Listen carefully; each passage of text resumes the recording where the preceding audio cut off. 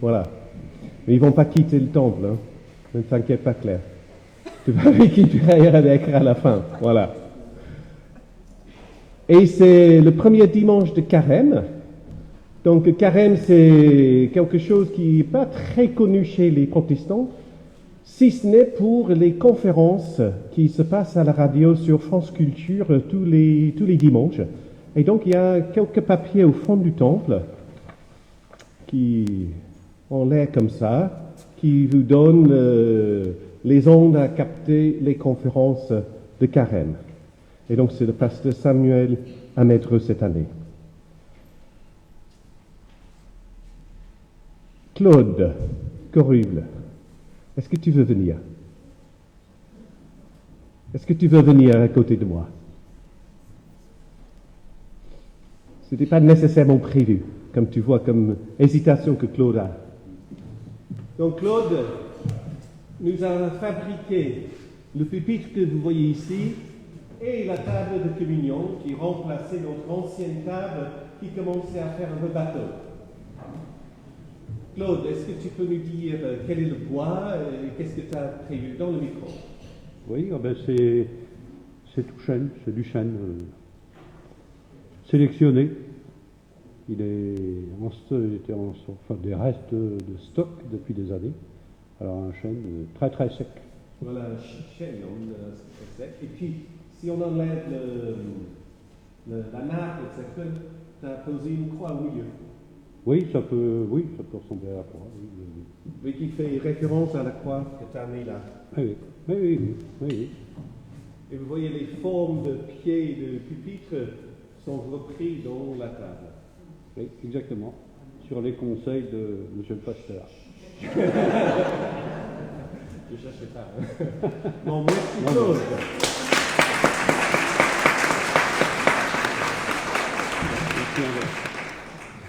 Et effectivement, c'était arrivé pour le culte de Noël. C'était un cadeau de Noël. Voilà. Nous nous recueillons, Stéphane.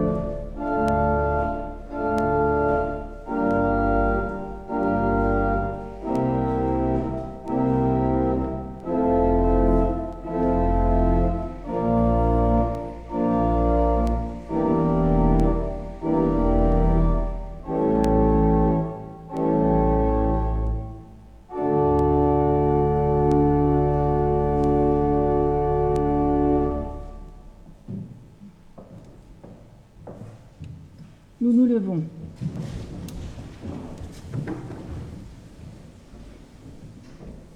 Seigneur mon Dieu, je me tourne vers toi. J'ai confiance en toi. Fais-moi connaître le chemin à suivre. Apprends-moi à vivre comme tu veux. Conduis-moi sur le chemin de la vérité. Et nous prenons notre premier cantique.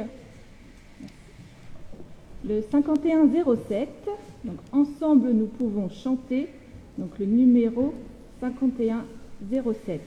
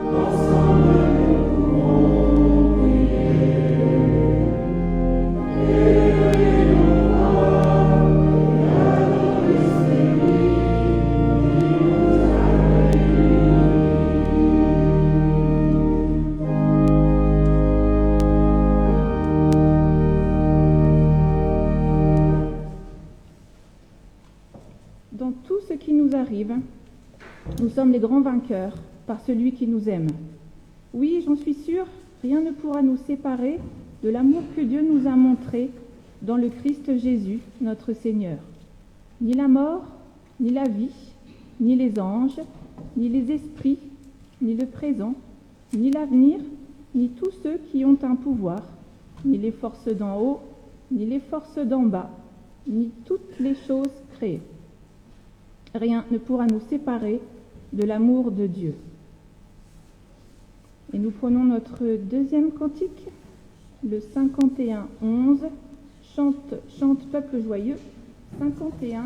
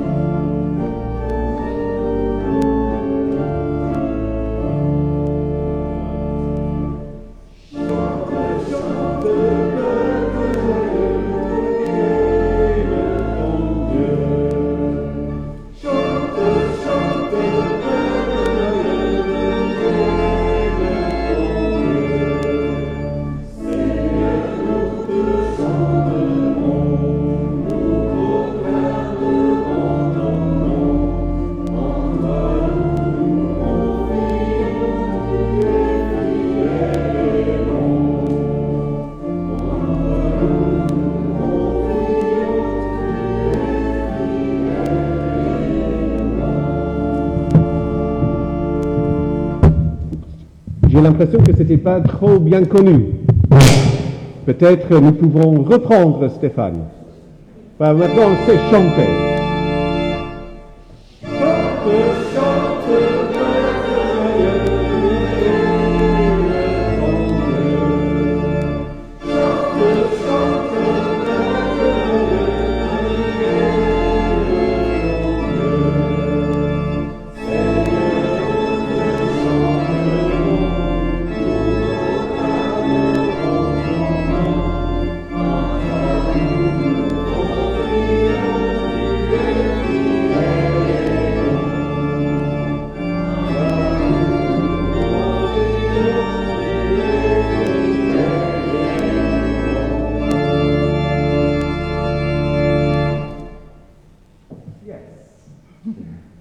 Nous prions.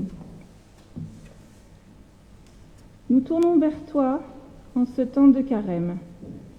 Accorde-nous de progresser dans la connaissance de Jésus-Christ et de nous ouvrir à la lumière de sa parole pour une vie de plus en plus fidèle.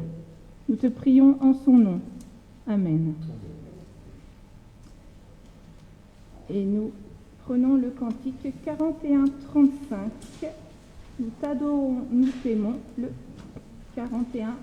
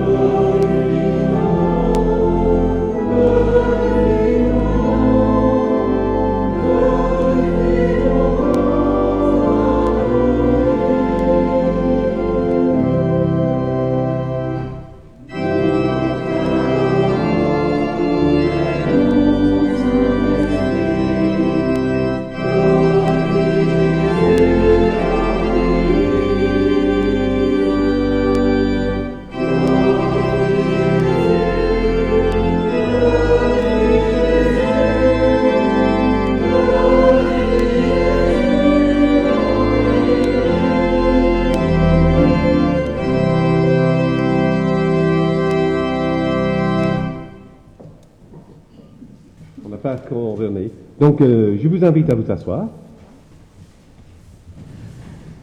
Les enfants dans l'école biblique vont nous quitter maintenant avec Céline.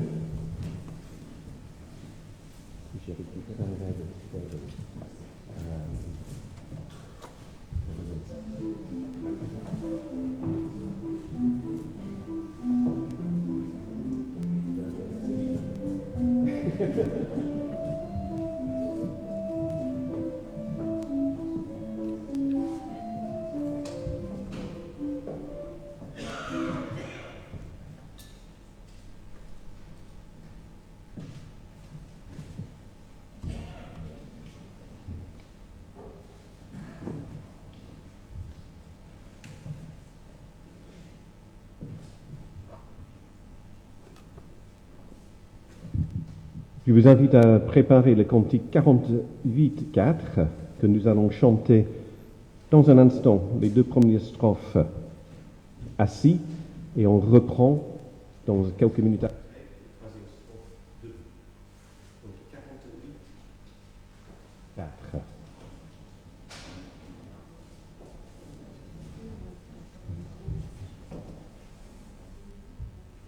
Le micro. C'est mieux comme ça? D'accord. Faut vous dire. Nous prions.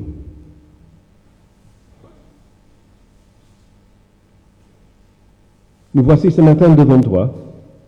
Tu es notre Père, notre Sauveur, notre Seigneur. Nous venons avec tout ce qui se passe dans nos vies dans la semaine passée. Les moments de joie, ainsi que les moments de tristesse et de douleur. Nous venons vers toi ce matin aussi avec toutes ces personnes que nous avons rencontrées au travail, à l'école, dans les magasins, dans notre famille. Et nous venons devant toi, Seigneur, ce matin, avec nos regrets, des paroles mal placées, des colères qui nous ont emportés, les gestes que nous n'avons pas faits pour venir en aide ou en proximité de quelqu'un. Nous venons vers toi ce matin, Seigneur, parce que nous savons que tu nous connais. Tu es toujours avec nous, à nos côtés. Tu es toujours là, tes bras ouverts pour nous accueillir. Tu es toujours là, tel que nous sommes, sans apparence. Tu nous aimes. Chantons les 2 premières strophes de 48, 4.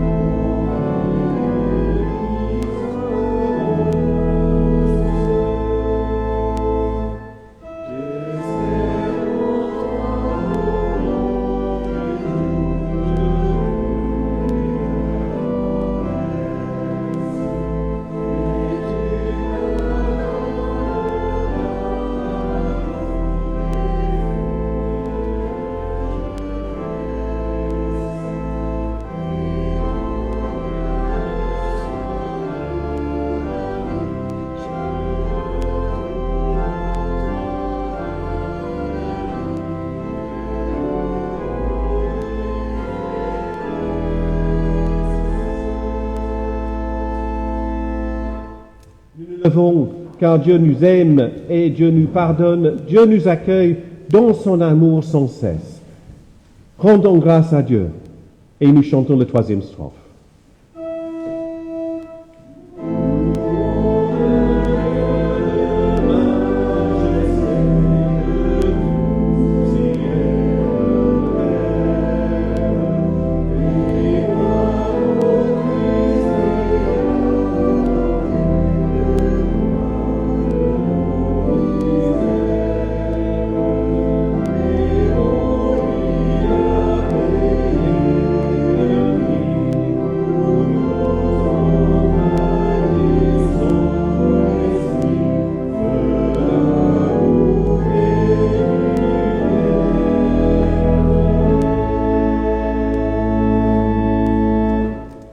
De vous asseoir.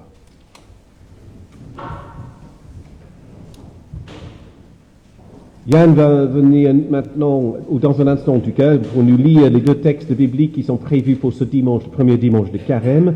Mais avant, je vous invite de faire silence en nous-mêmes pour que ces paroles que nous allons entendre puissent être pour nous, chacun de nous, paroles de vie.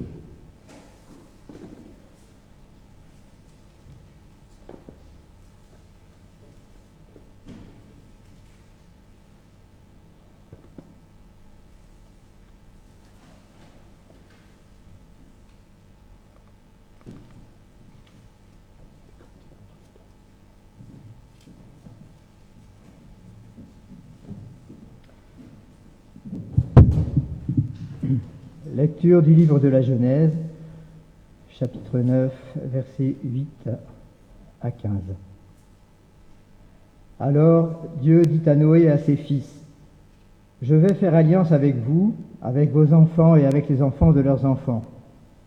C'est aussi une alliance avec tous les êtres vivants qui sont autour de vous, avec les oiseaux, les animaux domestiques ou sauvages, donc avec tous ceux qui sont sortis du bateau et tous ceux qui vivront sur la terre. Je fais alliance avec vous. L'eau de la grande inondation ne détruira plus jamais la vie sur terre. Il n'y aura plus de grande inondation pour détruire la terre. » Dieu dit encore, « Voici le signe de mon alliance, je le mets entre moi et vous, entre moi et tous les êtres vivants qui sont autour de vous. Ce signe sera valable pour tous ceux qui naîtront après vous. Je mets mon arc dans les nuages, il sera le signe de l'alliance entre moi et la terre. Quand je ferai venir les nuages au-dessus de la terre, quand l'arc-en-ciel apparaîtra dans les nuages, je penserai à mon alliance avec vous et avec tous les êtres vivants. Il n'y aura plus jamais de grande inondation pour détruire la vie.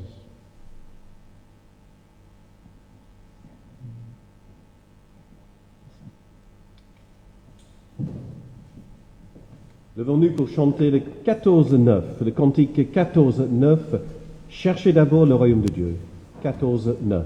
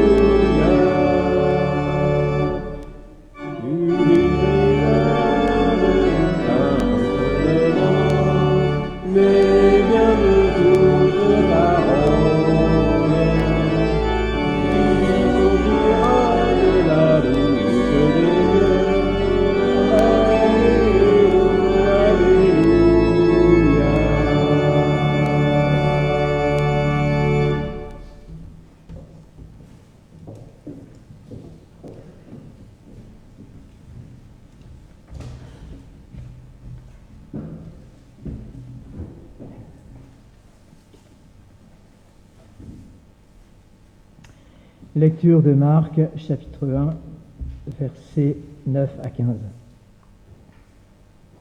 Alors Jésus arrive de Nazareth, village de Galilée. Jean le baptise dans le Jourdain. Au moment où Jésus sort de l'eau, il voit le ciel s'ouvrir et il voit l'Esprit Saint descendre sur lui comme une colombe. Une voix vient du ciel et lui dit : « Tu es mon Fils très aimé, c'est toi que j'ai choisi avec joie. » Tout de suite après, l'Esprit Saint envoie Jésus dans le désert. Pendant 40 jours, il reste dans le désert et il est tenté par Satan. Jésus est avec les bêtes sauvages et les anges le servent. Un jour, Jean est mis en prison. Alors Jésus va en Galilée.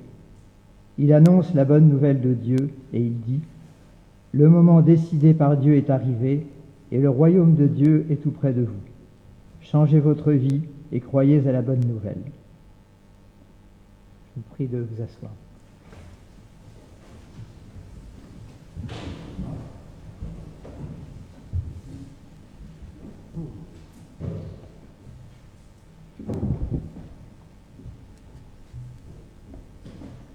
Le texte préféré de Nadine Conté, c'était, est-ce que quelqu'un le sait, Nadine Conté, qui était membre ici très longtemps, son texte préféré dans la Bible, c'était Marc chapitre 15, verset 38. Personne ne le connaît par cœur ? Oh. Le grand rideau du temple s'est déchiré en 2 morceaux de haut en bas. Dans l'évangile de Marc, ce que nous avons vu, le premier chapitre, une partie en tout cas, Marc termine son évangile avec cette image de cet énorme rideau qui se déchire en 2. Et il commence son évangile avec les ciels ou les cieux qui se déchirent aussi au-dessus de la tête de Jésus. Marc place 2 ouvertures, 2 déchirures au commencement et à la fin de son évangile, et le ministère de Jésus, la vie de Jésus, ses paroles et ses actes se placent entre ces 2 ouvertures. Il veut nous faire comprendre, je pense en tout cas, il veut nous faire comprendre qu'au moment du baptême de Jésus, quand le ciel s'est ouvert, le Saint-Esprit est descendu sur Jésus. Et au moment de sa mort, quand le rideau était déchiré, le Saint-Esprit était lâché dans le monde. Donc pendant son temps au ministère, il était le récipient du Saint-Esprit. Et à sa mort, le Saint-Esprit s'est répandu sur tous ceux qui suivaient et croyaient en Jésus. Sa mort laisse partir l'Esprit dans le monde. La séparation qui était établie entre le ciel et la terre, entre Dieu et les hommes, est rompue pour toujours. Les pouvoirs concentrés entre les mains des prêtres est désormais en lambeaux. Les obligations de se rendre au temple pour offrir des sacrifices, pour maintenir ou pour ouvrir une relation avec Dieu, sont que des guenilles qui sont répandues par terre. Les hiérarchies établies depuis les millénaires par les professionnels de la religion pour garder le peuple à leur place, c'est comme l'histoire de Hans Christian Andersen, le roi et le petit garçon dit, ils sont nus. Voilà ce qui se passe au moment que le ciel se déchire au-dessus de la tête de Jésus quand il est baptisé, et ça, ce mouvement est complété dans le temple à sa mort. Désormais, Dieu s'est déménagé. Dieu n'est plus au ciel. Dieu n'est plus dans le temple, assis sur son trône, mais Dieu est partout dans le monde. Et Jésus n'est pas juste un des hommes qui a été habité par l'Esprit pour un temps, comme ces prophètes qui ont parlé au nom du Saint-Esprit. Non, Jésus devient le demeure du Saint-Esprit. Et Jean, dans son évangile, va dire, l'Esprit demeure en Jésus comme l'Esprit demeure en ceux et celles qui suivent Jésus. Alors, dans ces quelques petits versets de Marc, nous avons comme, j'imagine, une sorte de symphonie en 3 mouvements. D'abord, il y a le lento, c'est la descente de Saint-Esprit. Après, nous avons l'adagio, c'est Jésus qui descend dans les eaux. On commence à aller un peu plus vite. Et à la fin, on a l'allegro, où, avec puissance, il est envoyé dans le désert. Donc, après les eaux, le désert. Après les eaux, le désert. On a lu dans le passage en Genèse, il n'y aura plus d'inondation sur la terre, ce qui est vrai. Mais essaye de dire ça aux habitants de Roquebrune sur Angers, qui ont vu la nuit du 1er décembre 2020 des milliers de litres d'eau qui sont tombés sur leur ville. Les sirènes partout ont éclaté, mais pour beaucoup de gens, c'était trop tard, ils n'avaient pas le temps d'aller chercher leur bagnole. Les pompiers et d'autres personnes ont organisé les secours et ils avaient pris les gymnases pour parquer les personnes, et ce mouvement a permis qu'il n'y avait pas de perte d'hommes ce jour-là. Le niveau de l'eau est monté en quelques endroits dans la ville jusqu'à 1,60 m. Alors le lendemain, le 2 décembre, Stéphane et Émilie se sont retrouvés dans leur maison. Debout dans ce qui restait de leur salon en bottes, ils visitaient les différentes pièces et récupéraient les souvenirs, les photos de droite à gauche. Et ils s'interrogeaient. Qu'est-ce qu'on va devenir? Après les eaux, le désert. C'était ainsi pour Stéphane et Émilie, pour Noé et sa famille, et pour Jésus. Après les eaux, le désert, après l'inondation, les questions, après les déluges, l'incertitude, après le baptême, l'épreuve. Et c'est souvent aussi ce que nous expérimentons dans nos vies, non? Ces moments dans nos vies où tout, d'un instant, bascule et nous sommes projetés dans une autre réalité de notre vie Et nous ne savons pas si on a la possibilité d'un retour à la vie avant. Il semble que le passé s'est déchiré derrière nous et nous n'avons plus aucun moyen pour revenir en arrière. Que sera la vie maintenant? Que sera notre vie après une épreuve personnelle, après la Covid, après un tsunami? Est-ce qu'un retour est possible, envisageable? Marc nous dit que pour ce Fils de l'homme, qui veut dire tout simplement cet humain, Fils de l'homme, ça veut dire cet humain. Cet humain, Jésus, c'était son expérience aussi. Jésus passait par les eaux pour se tenir à côté de Stéphanie et Émilie dans la boue de leur maison. Et avec chaque humain qui est englouti par les eaux de désastre. Que ça soit physique, on pense au Pakistan, en Inde, avec les inondations, ou les personnes qui sont submergées par les conséquences de la guerre, qui passent chez eux en Afghanistan, en Afrique, ou noyées dans l'impossibilité de s'en sortir de la crise économique, de trouver un boulot et de voir partir leurs entreprises, leurs restaurants dans les déluges de cette crise. Après les eaux, le désert. Et c'est dans le désert que nous trouvons Jésus, cet homme, Fils de l'homme. Marc nous dit que Jésus était envoyé dans le désert. Je pense que tu avais dit, Yann, envoyé dans le désert. Ça monte en tête un peu une image de quelqu'un qui est envoyé à une conférence ou une délégué synodal, par exemple, ou encore un missionnaire en Afrique. Mais envoyé, c'est un mot bien trop soft pour rendre l'image que Marc nous dit dans son texte, parce que le mot veut dire chasser. Jésus est chassé dans le désert, poussé dans le désert. C'est le même mot que Marc utilise quand il décrit les démons qui sortent à la main de Jésus, quand il décrit la fièvre qui quitte la belle-mère de Simon-Pierre qu'on a vu il y a quelques semaines. Chassé.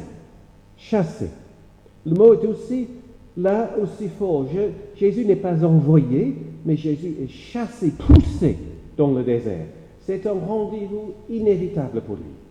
Jésus ne peut pas refuser ce rendez-vous. Il quitte les eaux, Marc veut nous dire, afin d'être envoyé dans le désert. La conséquence des eaux, c'était le désert. C'était la suite naturelle. C'est inévitable que c'est là qu'il doit confronter le prince de ce monde. Le désert est toujours quelque chose de très tangible, très réel, que nous touchons de bout de doigt dans notre vie. Pour les déplacés de la guerre, c'est l'incertitude d'un retour à leur pays.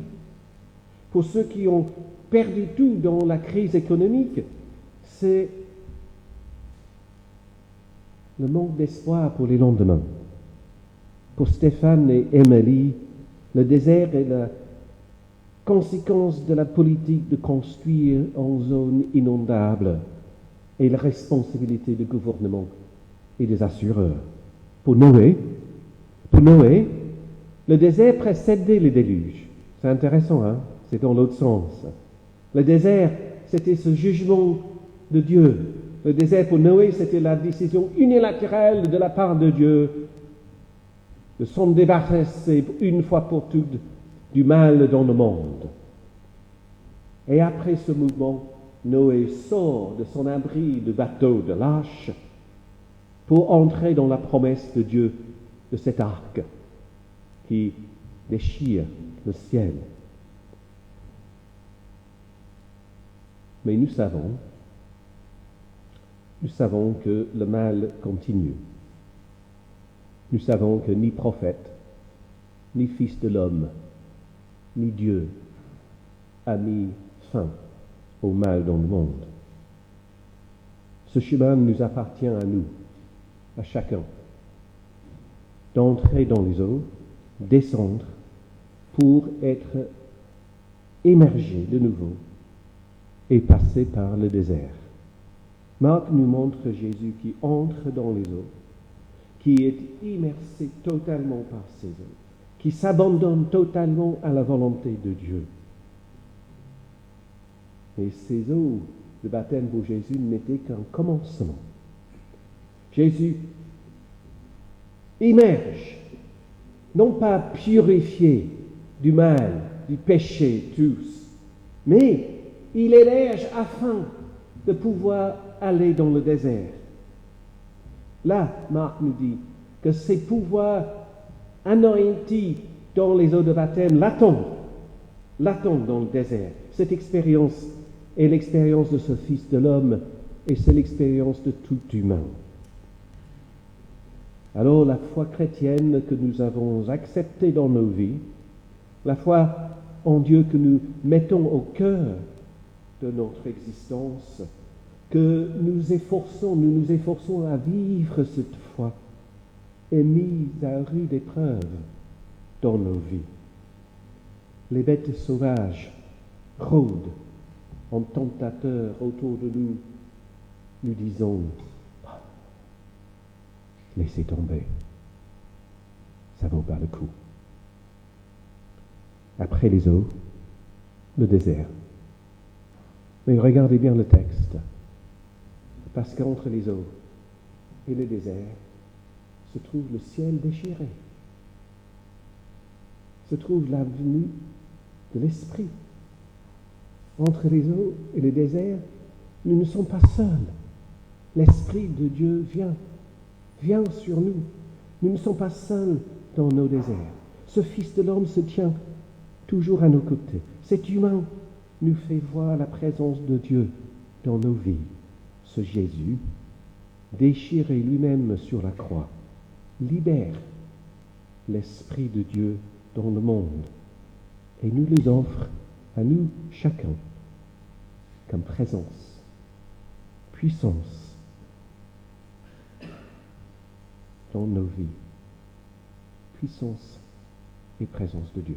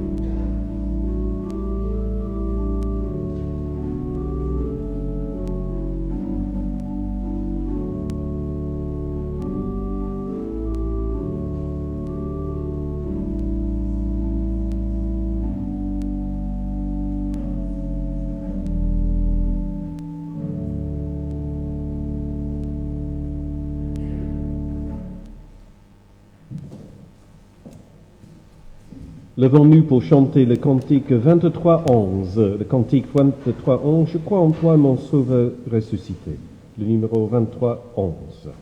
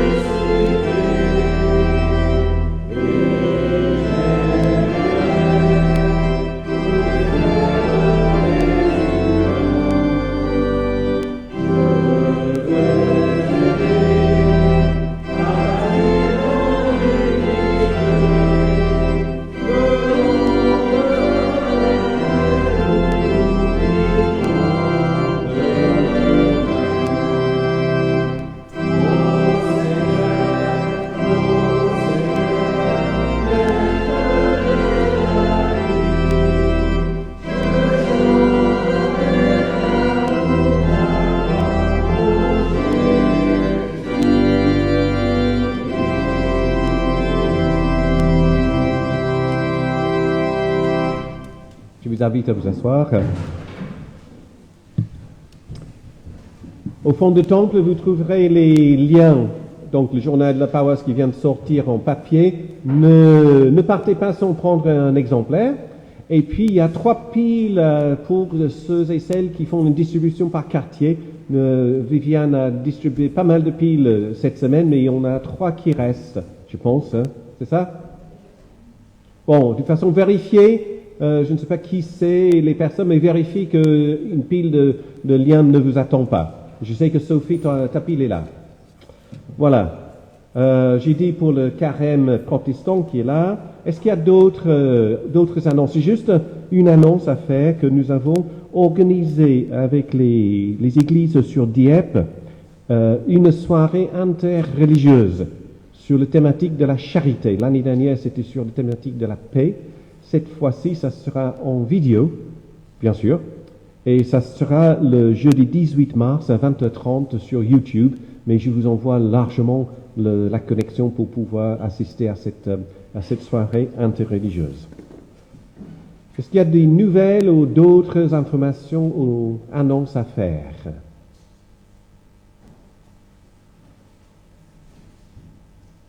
Et voilà, Viviane. C'est le moment de l'offrande, exact. Un joie joyeux, c'est ça? Non, un don joyeux, pardon, ouais, j'ai mélangé les lettres. Un don joyeux au Seigneur, c'est notre offrande.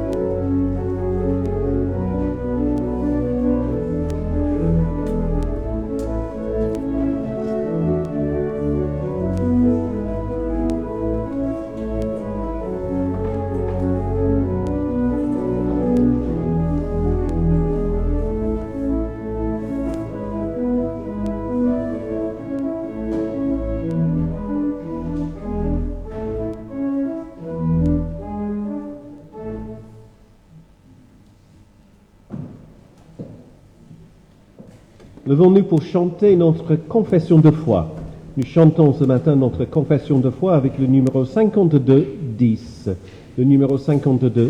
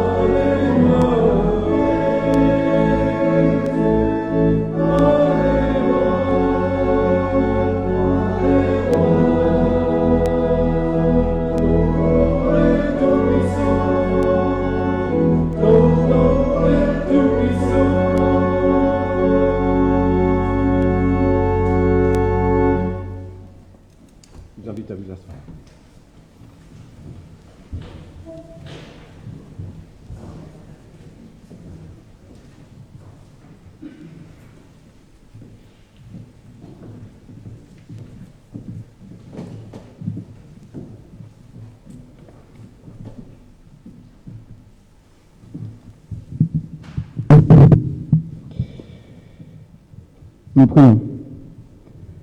Nous voici rassemblés ce matin en ta présence et à ton invitation. Dieu, notre Dieu, nous te prions.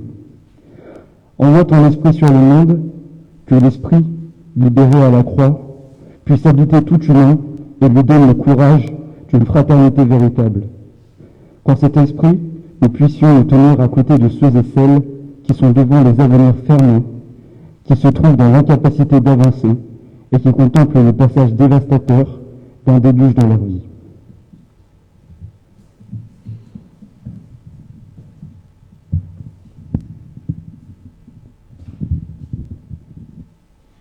Envoie ton esprit sur l'Église. Que l'esprit répandu sur l'Église à la Pentecôte nous donne le ferment vivace de l'unité et inspire une profondeur de notre communion. Que ton esprit nous transforme en témoins de ton pardon, ta grâce et ton amour. Envoie ton esprit sur chacun d'entre nous, qu'il nous rende attentifs aux autres. Nous prions particulièrement ce matin pour la famille et les amis de Fernand Ouinville, que ce même esprit puisse nous unir à tous ceux et celles qui pleurent la mort d'un être cher. Fasse qu'en nos cœurs nous puissions sentir la force et la présence de ton esprit dans nos vies, qu'il nous inspire dans l'annonce de la bonne nouvelle. Donne à nos prières la profondeur de tes paroles, car nous te disons, notre Père qui es aux cieux, que ton nom soit sanctifié, que ton règne vienne, que ta volonté soit faite sur la terre comme au ciel. Donne-nous aujourd'hui notre pain de ce jour. Pardonne-nous nos offenses, comme nous pardonnons aussi à ceux qui nous ont offensés. Ne nous laisse pas entrer en tentation, mais délivre-nous du mal. Car c'est à toi qu'appartiennent le règne, la puissance et la gloire pour le siècle des siècles. Amen.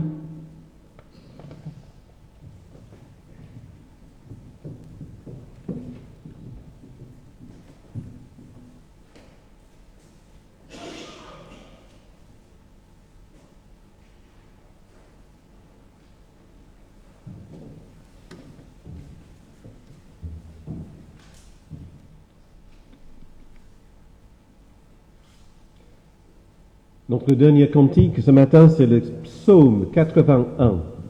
Nous nous levons pour chanter le psaume 81 et nous chanterons les strophes 1, 4, 5 et 6. La première, 4, 5 et 6.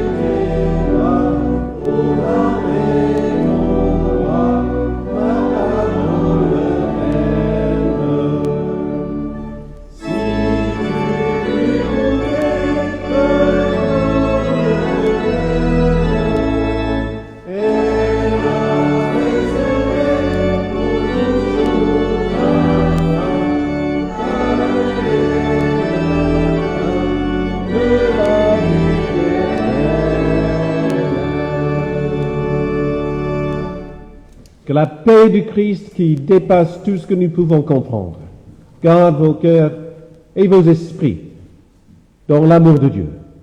Au nom du Père et du Fils et du Saint-Esprit. Amen.